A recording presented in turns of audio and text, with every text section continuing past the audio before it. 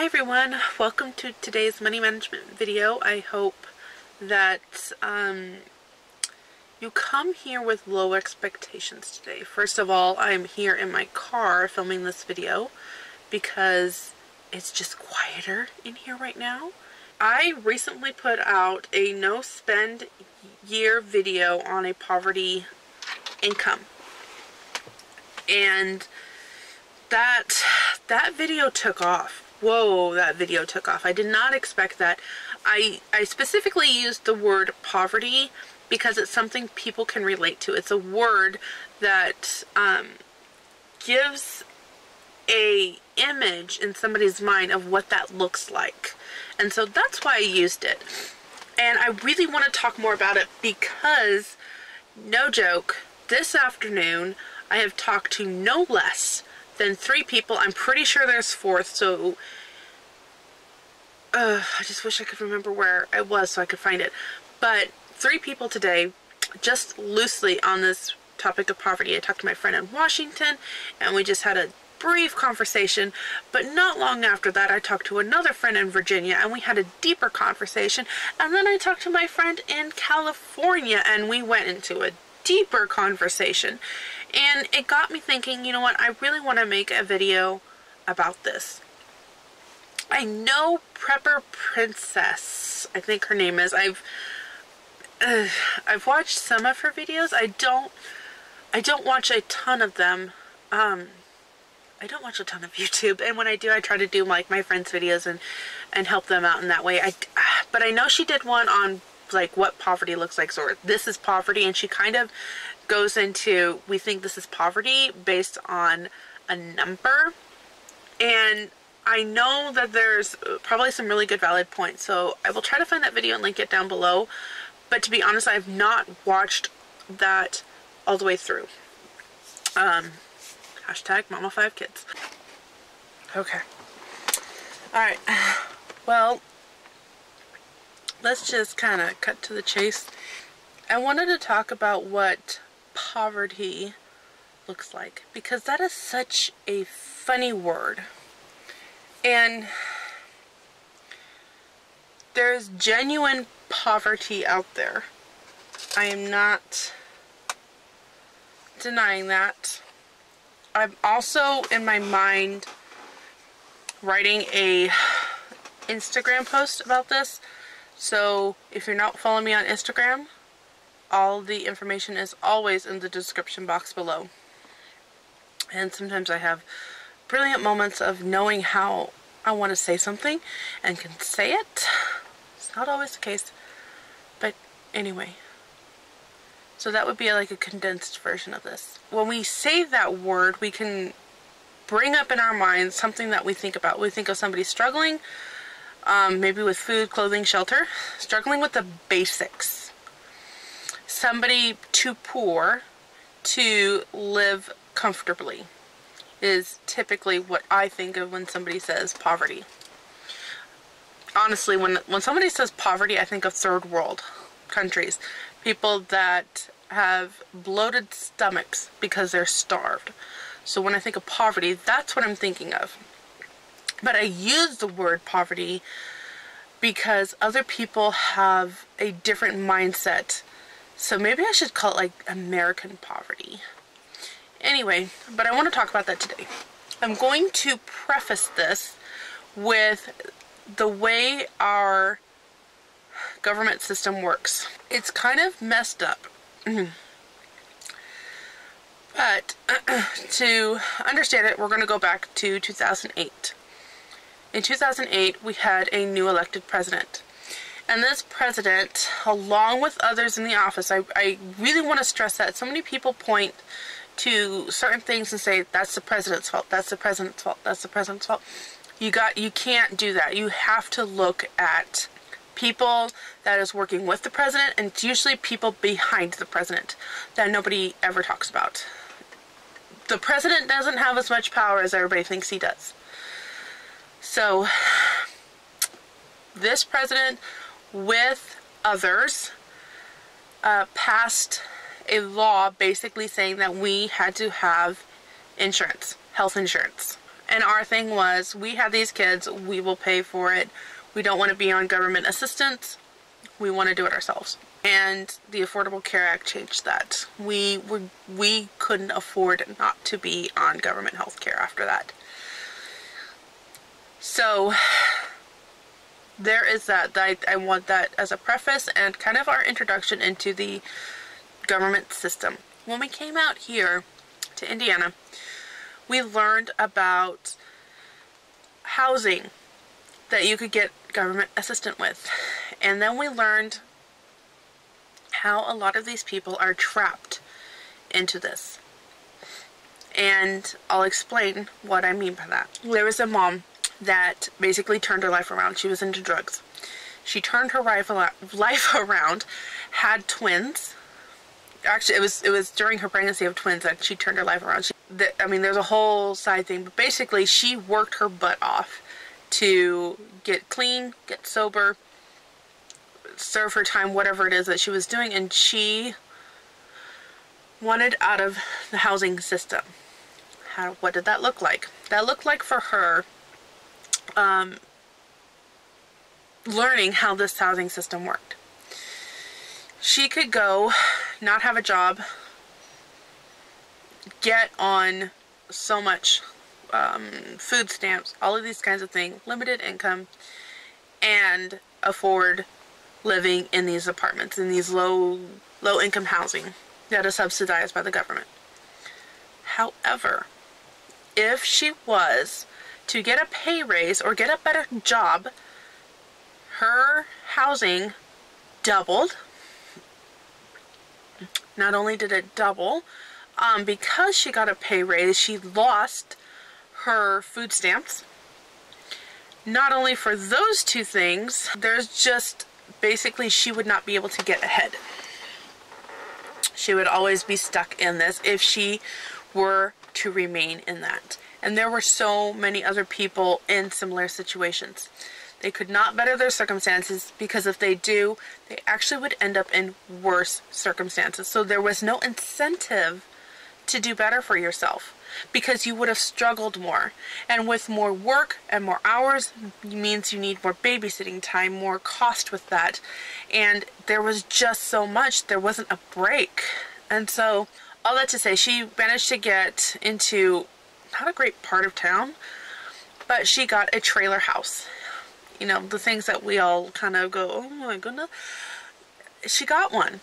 And she paid for it. And she could afford it. And she could do better for herself. But it was a lot more work. And there was a lot more times, she said, that she was going to bed hungry. People were stepping up and helping her and feeding her once they knew.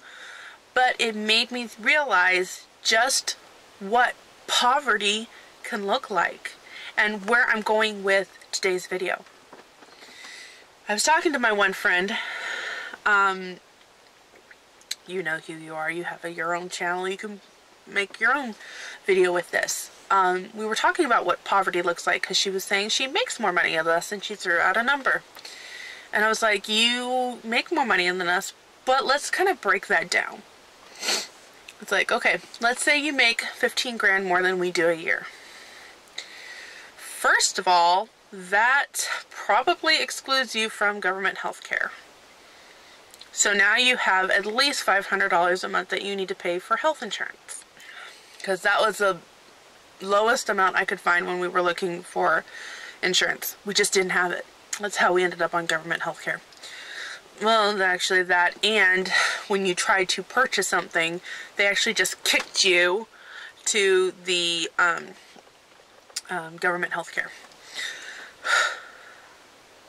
So now you make $15,000 more, but you're going to have to pay $6,000 in health care a year. So now, do you make $15,000 more than we do? No, you make $7,000 more than we do. No, I'm sorry. 15 minus 6 is 9,000. So you make 9,000 more than we do now. One thing that people don't think about, when you make more money, you are approved for a higher mortgage. So for us, they're like, well, we will approve you up to $100,000 based on your income. Somebody that makes more money, we're like, you're approved for $200,000. But there is a big difference in the mortgage payment between $100,000 and $200,000. So for this, let's just say you're going to pay an extra $500 a month for that as well. So now your $9,000 became $3,000 because you just paid another $6,000 into your mortgage. Because you were approved for high ones. And people don't think about this. They don't always look at what mortgage cost is going to look like with the higher amount that you're approved for. They don't think about what that looks like down the road. One of the things that my husband and I have always done, which is so funny because we've only had to do this twice, we pay cash for our cars. Our very first car was given to us. We did not have any money, and it was given to us. And it was such a good car. That car was amazing. It was a green Oldsmobile, dark green. But it was so full of love, and I learned how to drive in that car. Because I was married and I had a baby, and I learned to drive. My husband has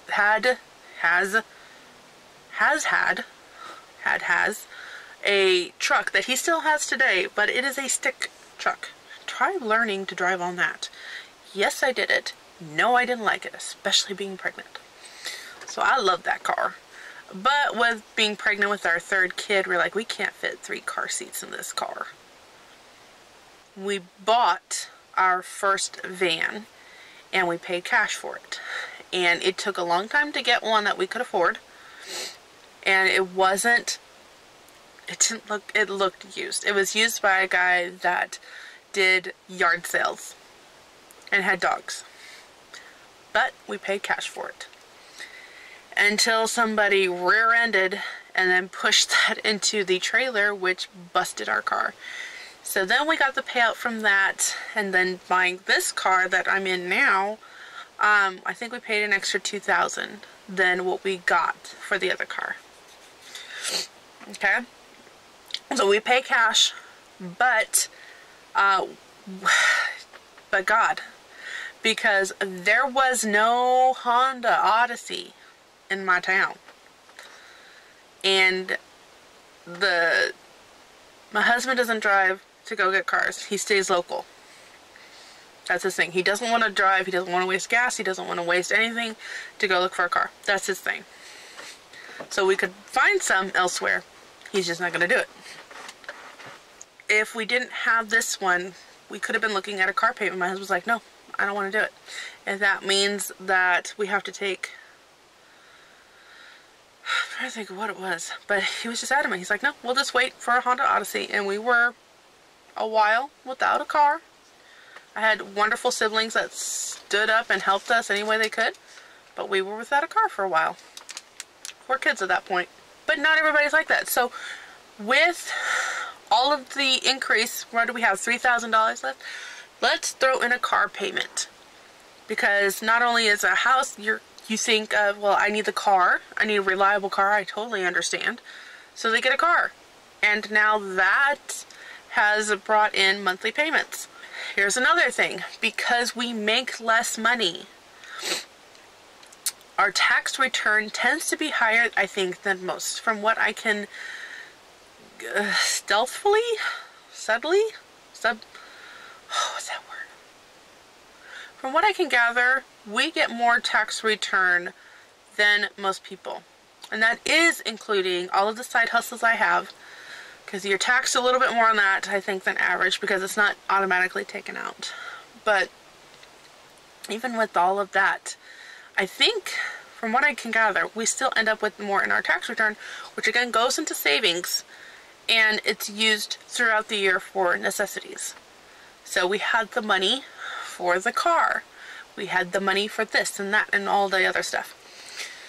Poverty. Let's look at that, okay? We end up with a little bit more money back in our tax return. Not everybody does. So, not everybody has money set in that savings cushion when things come up, because they do. So I think, personally, middle class has a little bit harder than we do. They have to pay a little bit more on just about everything. And so all in all, the balance ends up being the same. It all ends up being the same. Once you look at, when you break down all of the little costs and all of the little things, yes, we make more, but now we have to pay more in taxes. Now we have to pay more. Oh, the other thing with the mortgage, not only are you paying a higher mortgage, you have a bigger house, you're going to pay higher taxes. Not only that, and your insurance, your car insurance, your health insurance, all of these other things, there's so many factors that you have to pay a little bit more on. So there's just that aspect of it. Now let's just look at poverty, like I opened up with. What does poverty conjure up in your mind? For me, it's going to bed hungry. And we've never done that other than by obvious choice. You know, some kids are being a little bit stubborn about their food. It's like, fine, go to bed hungry. Wait till breakfast. But it's never been from lack of food in the house. Like my one friend pointed out, she's like, you know, it's interesting that you call this poverty, this no spend on a poverty budget, when is it really poverty? You're just saying that you're not going to buy extra coffee, books, stuff. Like, is that really poverty when you consider the rest of the world? Exactly. Exactly. So what does poverty really look like? I am coming to you with internet, and I am filming. Well, the camera was given to me, but I am filming on a camera. I am sitting in a car. I have a warm coat right now. I have coffee, compliments of my sister.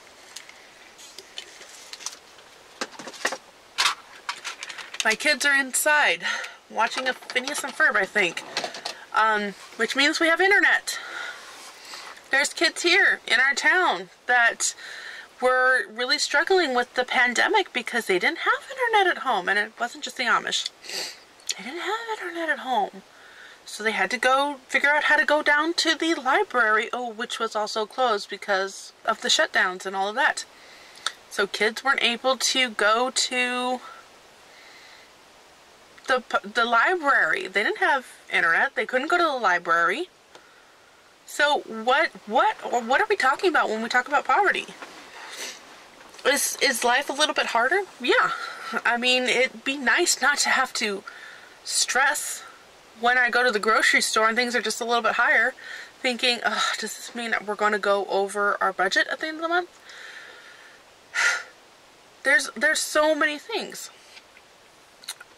Honestly, the thing that I think is very interesting right now is that when we talk about this poverty, again, I go back to, I don't see us struggling any more than your average Joe with two parents working and kids in school and all of that extra expense there is because she's not home to cook the meals that she would like to cook because she's tired, so they order pizza or takeout more. Like, I could go on and on and on, and that's not the point here. The point here was legit to think about what American poverty looks like. And do we really struggle as much as we think of? It may sound like it when the bills are right there and we're looking at the bills and we're looking at the checkbook, but we still have so much more than most of the world.